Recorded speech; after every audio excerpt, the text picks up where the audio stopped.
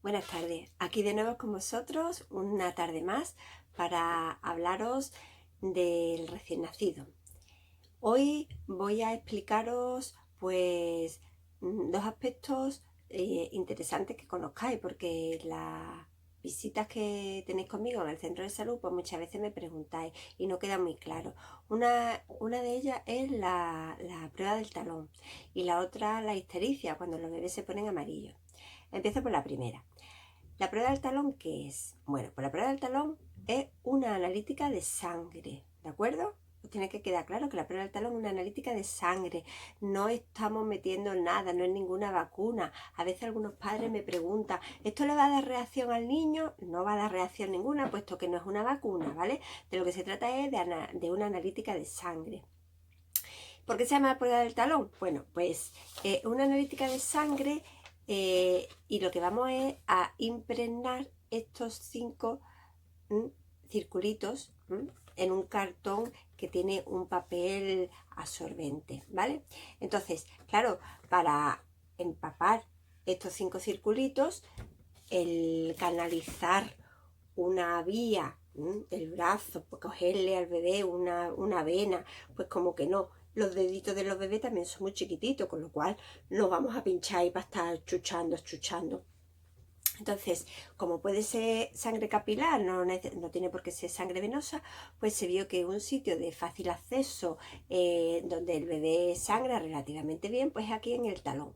Y entonces pues se empezó a pinchar con una lancetita en el talón y por eso se ha quedado como prueba del talón, ¿de acuerdo? Pero que no deja de ser una analítica de sangre. Entonces, ¿y esta prueba del talón o esta analítica para qué sirve?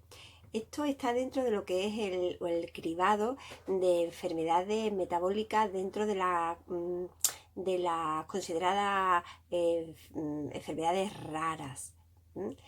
Es una estrategia de salud pública que ya desde el año 1978, o sea, la inmensa mayoría de las que estáis ahora embarazadas, pues sois menores, no habéis nacido más tarde, también hay quien que ha nacido antes, ¿no? Pero pues bueno, un poco por lógica, la mayoría pues habéis nacido posterior, con lo cual si habéis nacido aquí en Andalucía, a todas os habrán hecho la prueba del talón. Vuestras madres os llevarían, o en el mismo hospital os habría la prueba del talón, porque es un cribado poblacional que es común, no solamente se hace en los hospitales públicos, sino también en los privados, ¿vale? Y entonces, para lo que sirve es para detectar esas enfermedades que se ha ido ampliando. Al principio se detectaban únicamente 2 enfermedades, que era el hipotiroidismo y la fenilcetonuria.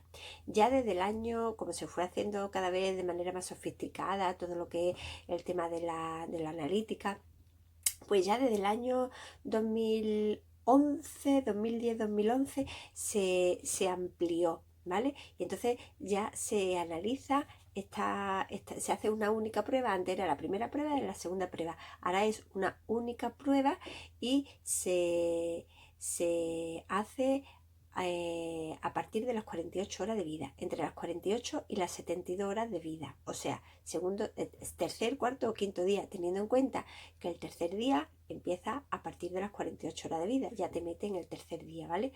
Entonces, si estáis todavía ingresada porque ha sido una cesárea, por ejemplo, y la alta os la dan más tarde, pues esa prueba del talón se la harían en el hospital, o que ha sido un parto instrumental y os dan el alta a las 48 horas, pues ya normalmente cumplen las 48 horas, a lo mejor cumplen las 48 horas a las 2 de la tarde, pues a partir de las 2 de la tarde podrían hacerse la prueba del talón, ¿vale?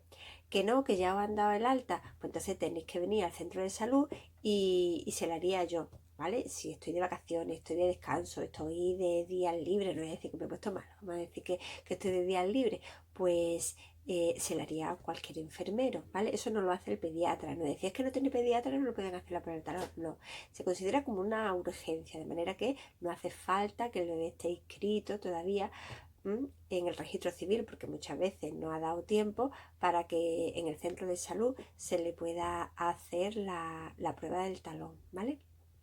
Entonces, eh, mm, os estoy diciendo que se ha ampliado esa prueba, que es una única prueba y que es un screening. Esto no te dice te va a diagnosticar sí o sí una enfermedad. Esto es como un primer cribaje. Entonces,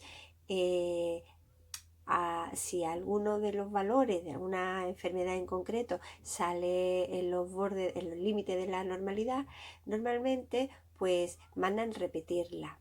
¿Vale? Entonces, al repetirla ya se centran específicamente en esa patología a la que ha salido en el límite de la normalidad, y en un momento dado, si se confirma, pues ya se pondrían en contacto con vosotros y ya pues se pondría tratamiento. Aquí de lo que se trata sobre todo con esta prueba del talón, lo que se trata sobre todo es de hacer un diagnóstico precoz, porque hay patologías que son, una vez que están instauradas, son inevitables, pero muchas con tratamiento precoz pues se consigue que no deje secuela ninguna. El problema es que si se deja, pues hasta que se hace un diagnóstico, si es un diagnóstico tardío, igual puede haber secuelas que ya son irreversibles, ¿vale? Por eso es importante hacerlo.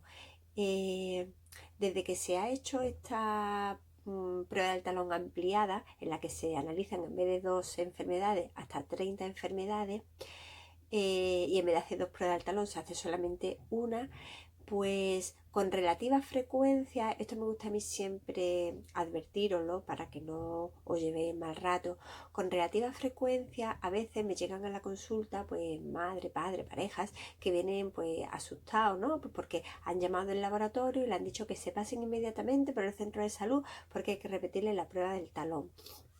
Entonces, esto es porque como hay tantas enfermedades, yo digo, son 30, las probabilidades de que dé el límite a alguna de ellas son mayores que antes, que se analizaban solamente 2. En función de a qué patología haya dado más límite, pues pueden decir, ve inmediatamente a que te lo haga, o cuando tenga 14 días, o cuando tenga 21 días, ya dependiendo de lo que os diga, ¿vale? Bueno, de todo esto, importante, cosas que os he dicho, tenéis que sacar en claro cosas importantes. La primera es que no se os puede pasar, que hay que hacerlo sí o sí. La segunda, que la ficha esta, si no os la han dado en el hospital, pues bueno, yo en la consulta tengo, en los centros de salud, tenemos esta ficha, y aquí vamos a ir rellenando una serie de datos. Vamos a preguntar los datos de la madre, los datos del recién nacido, y los 2 datos más importantes, que bueno, son todos importantes, pero los datos muy importantes que debéis de dar, y siempre se recalca, es un número de teléfono de contacto. Un número de teléfono que esté operativo, porque si dais a lo mejor el número de teléfono de la madre y la madre en esos días de puerperio está cansada, apaga el móvil porque se quiere desconectar, pues no vale. Tendrá que ser, o dais el domicilio y ahora resulta que vaya a casa de la suegra, no vale. Hace falta dar un teléfono que siempre esté operativo, por si en un momento dado, si el laboratorio al recibir la muestra y analizarla comprueba que hay que repetirla, se van a poner en contacto por teléfono. Y luego otra cosa importante que tenéis que dar sí o sí, que sea fiable, es la dirección, porque los resultados os llegarán por correo, os llegarán a casa. Cuando se hace 2 pruebas llegan juntas, ¿vale? Y entonces no puede ser una dirección donde se pierdan las cartas, donde no llegue. Hay otras veces en los que, como protocolo, independientemente de lo que analicen en la primera prueba, como protocolo mandan repetir siempre a los 14 días de vida. Es en los casos en los que es un niño prematuro. Acordaros que prematuro se considera si nace antes de la semana 37.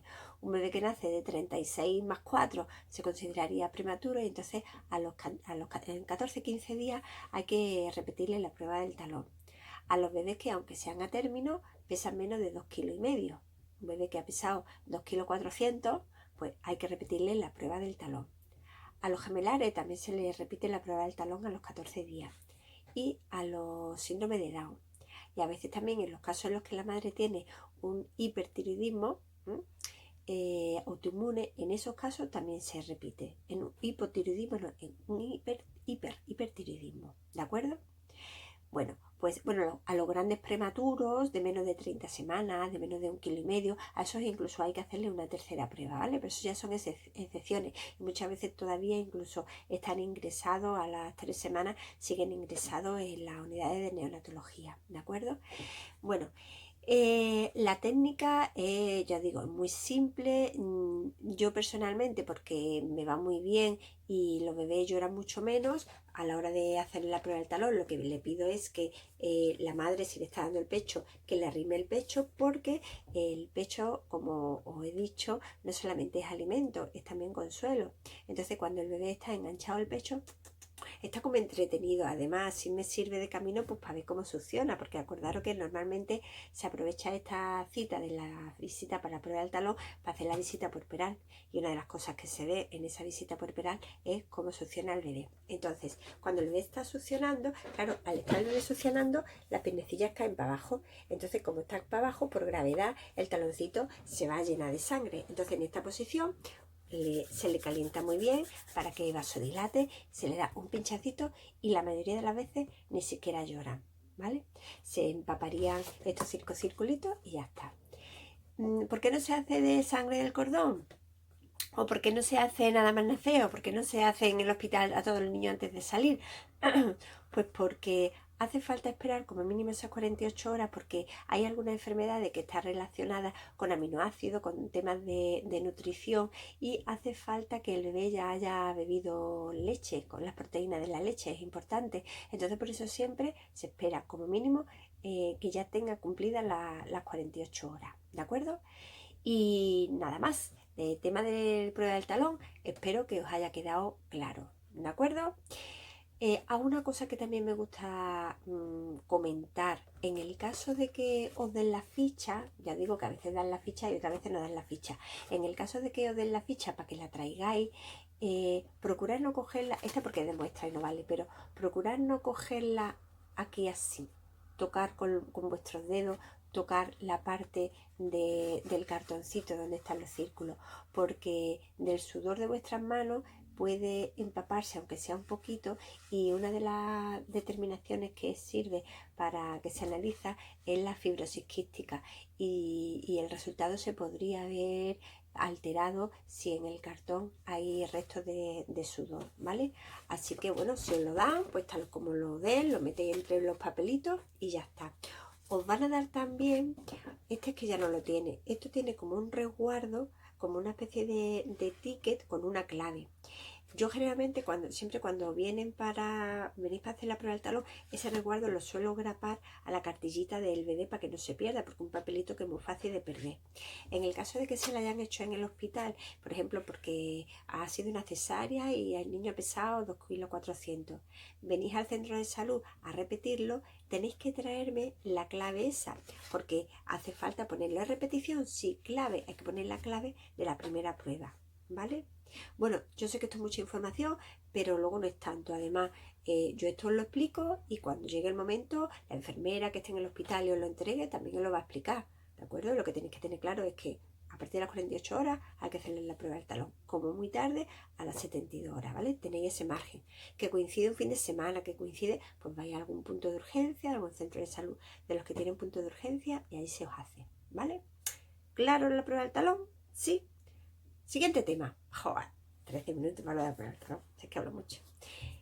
Bueno, aquí tenemos a nuestro amigo que quería saludarlo porque hoy, como no había salido todavía, hoy voy a hablar también en este vídeo sobre la histericia. Mi bebé no tiene histericia, ¿veis? Que no tiene histericia porque tiene muy buen color. La histericia es cuando la piel del bebé está amarillenta. ¿Y por qué se pone la piel amarillenta? Pues porque los niveles que van circulando en la sangre del recién nacido, los niveles de bilirrubina, son más altos de la cuenta. ¿Qué es la bilirrubina? La bilirrubina es un pigmento, como puede ser un pigmento el azafrán. Si yo al arroz le echo azafrán, se pone amarillo. Bueno, pues la bilirrubina es un pigmento que sale cuando los glóbulos rojos se rompen. Los glóbulos rojos ya más antiguos que el bebé ha tenido dentro, en esa circulación intrauterina, como todo se alimenta, se oxigena a través de la placenta, la sangre, pues tiene un exceso de glóbulos rojos que ya una vez que se ha cortado el cordón umbilical y el bebé ya tiene que buscarse la vida a la hora de respirar, a la hora de hacer las digestiones, pues esos glóbulos rojos que ya no va a necesitar se van a ir degradando. En ese proceso de degradación, al romperse, va a salir esa bilirrubina. Y esa bilirrubina el hígado se va a encargar de procesarla para que se elimine a través de las heces, ¿de acuerdo? ¿Qué sucede? Suceden dos cosas. Por un lado, que hay un exceso de glóbulos rojos y por otro lado, el hígado de un recién nacido pues no funciona al mismo ritmo, no está tan maduro como el de un niño más grande. ¿Os acordáis cuando os hablaba de que le ponían el conaquión? El conaquión, la vitamina K que sintetiza el hígado, que a veces puede haber un déficit, por eso se le pincha, pues tenemos un hígado que no va al 100% y que encima tiene más trabajo de la cuenta. ¿Qué sucede? Que no da abasto para eliminar toda esa bilirrubina, con lo cual esa bilirrubina se queda más tiempo circulando por el torrente sanguíneo, ¿vale? Eso es lo que se considera una ictericia fisiológica y aparece en el 50% de los recién nacidos. ¿Pero qué ocurre? Que a veces que esos niveles de normalidad pues son más altos de la cuenta. Y si esa bilirrubina sigue elevándose, puede unos niveles muy altos de bilirrubina en sangre del bebé puede llegar a ser tóxico y puede dañar, por ejemplo, neuronas. Entonces, cuando la bilirrubina está más alta de la cuenta, en la piel, el tono de la piel es un tono más amarillento, ¿vale? El blanco del ojo del bebé se pone amarillo. Pero es que luego, por ejemplo, si tú presionas la nariz del bebé, al levantar los dedos, está amarillita. Si tú presionas el pechito, pones la yema de los dedos en el pecho del bebé, levanta los dedos y está amarilla. Si tú en la espalda haces así, pones los dedos, levanta la yema y en vez de blanco está amarillo. Te está indicando que esos niveles de bilirrubina están siendo más altos de la cuenta, ¿vale? Existe, no tengo así aquí está. Existe una tabla con los valores de bilirrubina en función de las horas de vida, ¿vale? Entonces, si yo tengo, por ejemplo, estos son las horas de vida y esta es la cifra de bilirrubina, ¿vale? Entonces, pues una tabla de normalidad, ¿vale? Entonces, si por ejemplo al alta del recién nacido, bueno, pues el alta le van a dar a las 24 horas y parece que el bebé se está empezando a poner amarillo o se prevé que se va a poner amarillo. Cuando dice, es que el niño está pletórico es que está muy colorado. Dice, veremos a ver si no se pone amarillo. Y la madre mira, dice, que tendrá que ver si mi niño está como un tomate. ¿Qué pasa? Que tiene un exceso de glóbulos rojos. Cuando ese exceso de glóbulos rojos diga romperse, descomponerse, probablemente los valores de bilirrubina aumenten. Entonces, si cuando el bebé se le hace una analítica de sangre para ver los niveles en sangre de bilirrubina, si está por debajo de lo que sería patológico, muy bien. Si está en el límite, pues ¿qué pasa? Si está en el límite, muchas veces dice, bueno, pues vamos a repetírsela a lo mejor a las 12 horas. Si a las 12 horas pues ha bajado, pues estupendo, sabemos que va para abajo. Pero si está ya más alto y se prevé que la curva sea para arriba, pues muchas veces lo que tienen que hacer es ingresarlo en unidades de fototerapia.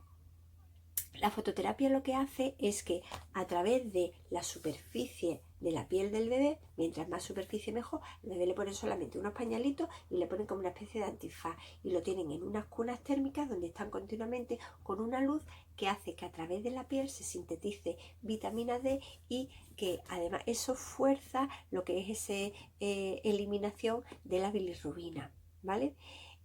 Cuando le han puesto en los focos, le han puesto las lámparas, pues esa es la fototerapia y es como forzar la máquina de eliminación de la bilirrubina. En el momento en el que ya esos valores de bilirrubina le siguen haciendo sus controles, empieza ya a descender, pues entonces ya le dan de alta. Es verdad que una pena tener que separarte del bebé por la fototerapia, pero dentro de lo malo, pues generalmente, si no hay ninguna otra patología de base, normalmente el bebé con estar un par de días en fototerapia suele ser suficiente. 3 a veces, pues bueno, aunque le hayan dado el alta, los valores ya por las horas de vida que tienen, pues ya no son patológicos, pero porque además se ha visto que la curva que es decreciente, que va bajando, pero todavía son valores elevados como para que a través de la piel se le vea y sobre todo del blanco del ojo. blanco del ojo es lo último que se le va a quitar al recién nacido, ¿vale? Cuando se pone amarillito.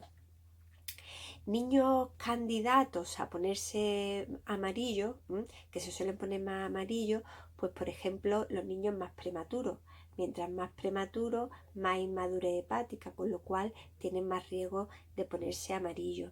Los niños, por ejemplo, que nacen con vacuo y se les produce un cefalohematoma, esa sangre, ese acúmulo de sangre que luego se va a descomponer, pues también son más candidatos a ponerse amarillo.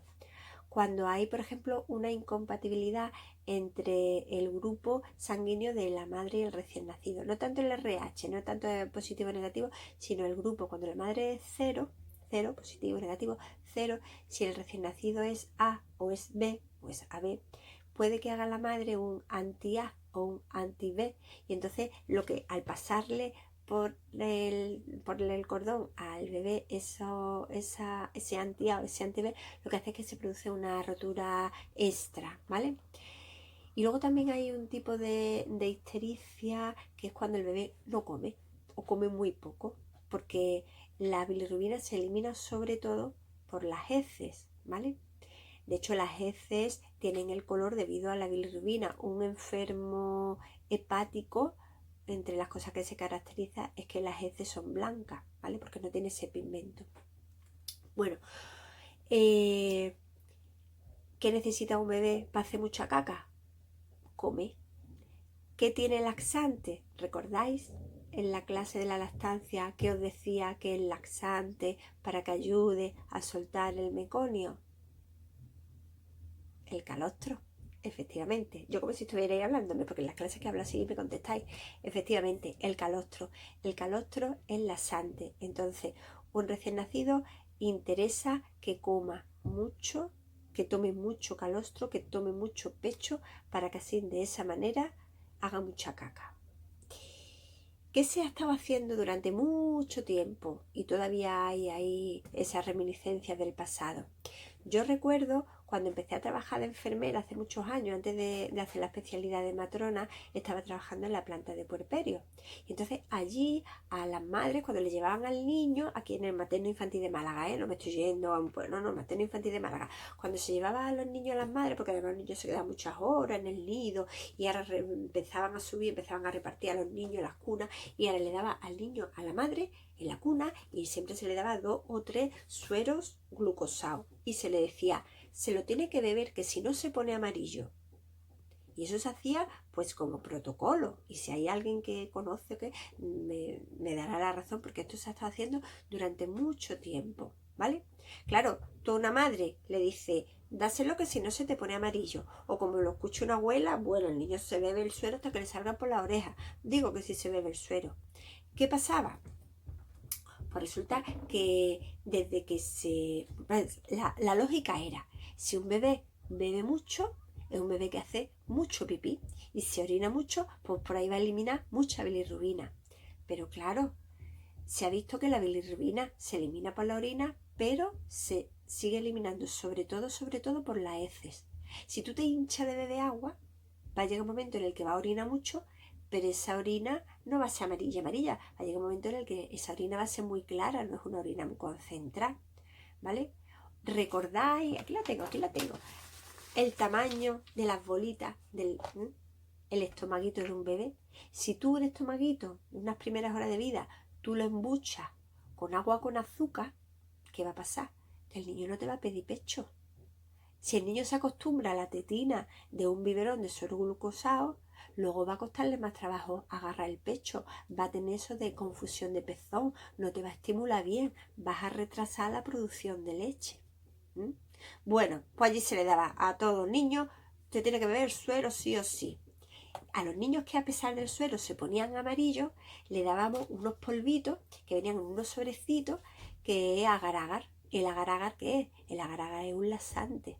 Entonces, claro, le diluíamos el agar-agar en una jeringuita y le dábamos al niño el agar-agar y el suero. Claro, el niño hacía caca, es un laxante. Tómate un pan de alga, ¿verdad?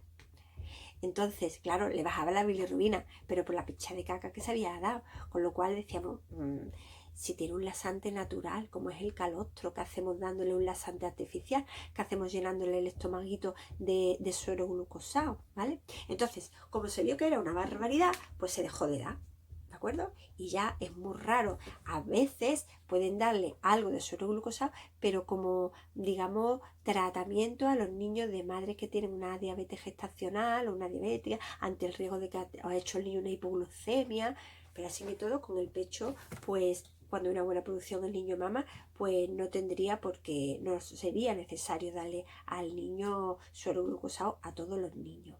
Bueno, sin embargo, esto se ha hecho durante años y años y años y ha calado muy profundo. Entonces, todavía, y ahora te van a decir directamente, dale suero que no se ponga amarillo, pero todavía hay quien dice que beba mucho líquido o dale manzanilla para que no se ponga amarillo, ¿vale? Lo que hace falta es, en los casos de niños que se ponen amarillos porque no han hecho caca, lo que tendremos que ver es cómo es esa lactancia. ¿El niño está mamando o está dormido? A este niño hay que forzarlo, a este niño tiene que comer, porque en el momento en el que empieza a comer, empieza a hacer caca, y en el momento en el que empieza a hacer caca, empieza a bajarle los niveles de bilirrubina, ¿de acuerdo? Y bueno, y eso era todo lo que quería explicaros de la bilirrubina. Ah, bueno, otra cosilla, hay veces que está así en el límite y le dicen a los padres, bueno, pues obsérvalo, si lo ve más amarillo no lo trae, ponlo en la claridad, ¿vale? Ojo, la claridad no es decir lo pongo al lado de la ventana, pero si hace frío el niño está tapado. Mientras más superficie de la piel sea, mejor, ¿de acuerdo? No tiene que ser el sol directo, pero sí la claridad. Si hace calor, pues ya está. Deja al bebé con el pañalillo, los calcetincillos si no quiere que se pongan los pies fríos y poco más, ¿de acuerdo? Porque mientras más superficie de la piel le dé, pues mejor que mejor. En fin, bueno, pues listo, la clase de hoy ya está. Espero que os haya quedado claro para qué sirve la prueba del talón y qué pasa porque se ponen los niños amarillos, ¿de acuerdo? Pues listo, quedan ya muy poquitas clases, todavía queda algunas. Nos vemos en la siguiente. Hasta luego.